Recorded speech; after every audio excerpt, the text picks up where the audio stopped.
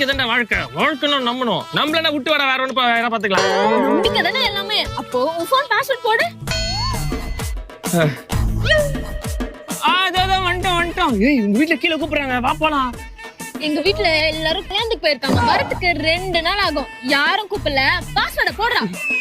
Password பாரு, charge 3% ஆகுது. Open பண்றதுக்குள்ள சுவிட்ச் ஆஃப் ஆயிடும். எனக்கு முக்கியமான ஒரு மெயில் வரணும், அதுக்காக வெயிட் பண்ணிட்டு இருக்கேன்னா. ஓகே, நம்ம நாளைக்கு பாத்துக்கலாம். என்கிட்ட பவர் பேங்க்கும் இருக்கு, சார்ஜர் ஒயரும் இருக்கு. சுவிட்ச் ஆஃபே ஆனாலும் சார்ஜ் போட்டுக்கலாம். பாஸ்வேர்டை போடு. பாஸ்வேர்ட்